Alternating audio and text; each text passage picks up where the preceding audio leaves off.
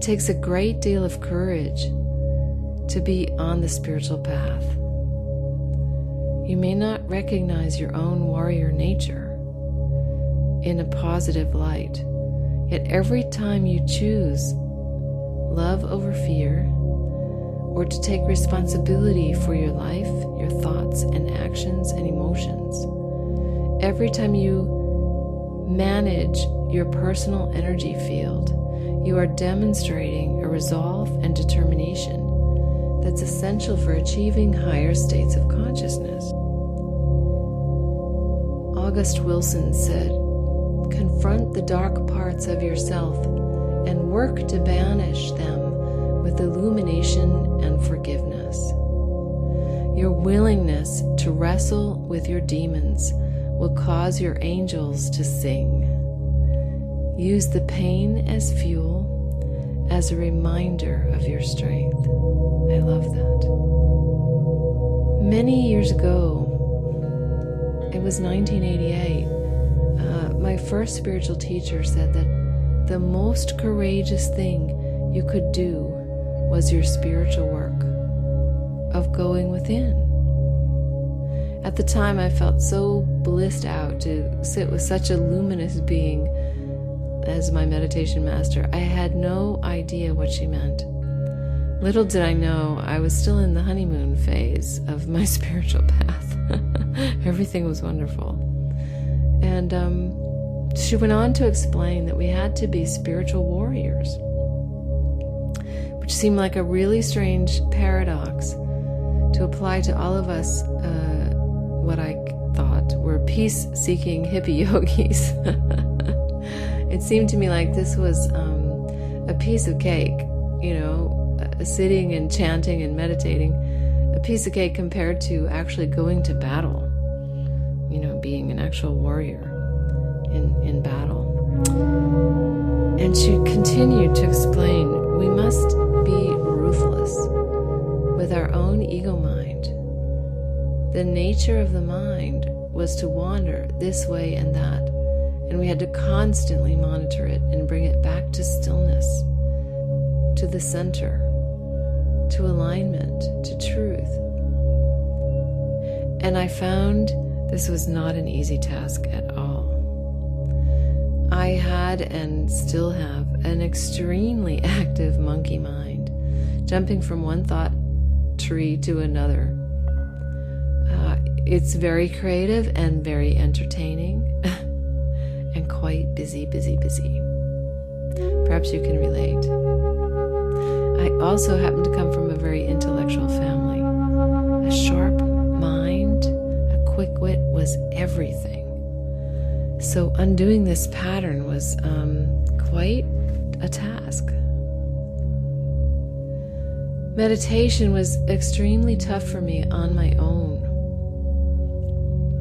I needed the practices of chanting, yoga, pranayama, and japa, or repetition of a mantra, to give me something to do that helped me quiet the mind.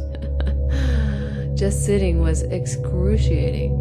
I also needed a meditation master and a lot of other people doing the same thing at the same time. It was very, very helpful to me. Thank goodness also for Reiki training, as I noticed when I applied Reiki to myself, I would be put in a very meditative space very quickly. And after years of feeling like I had no discipline, trying hundreds of practices and none of them sticking, I realized that I did Reiki on myself every day, so that became my practice. The name Kumari that I was given by my spiritual teacher, it's a Sanskrit name, and it means forever young. It's the name of the youthful goddess, the aspect of the goddess that is eternal youth. And it also has a warrior aspect in the Shiva lineage. Kumara is the brother of Ganesh, the elephant-headed god, and the son of Shiva, a little-known son. And Kumari is the consort to Kumara. So I was given this name.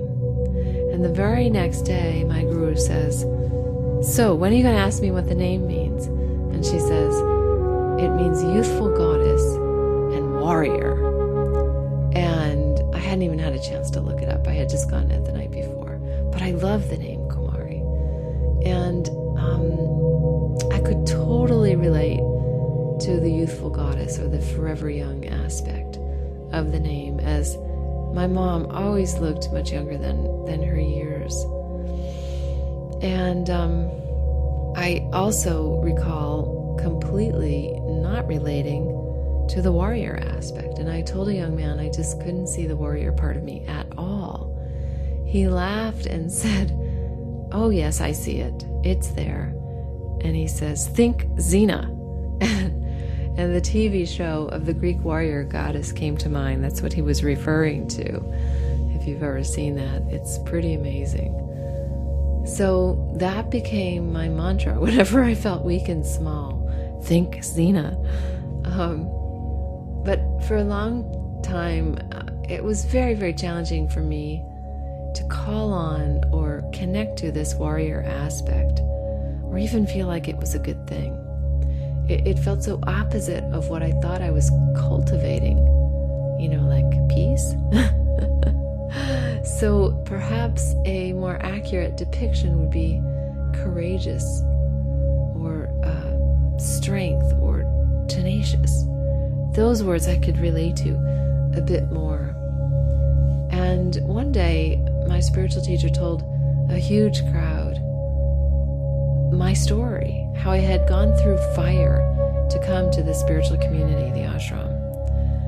And I was kind of in shock. I just thought I was moving toward my joy, I just had to do it.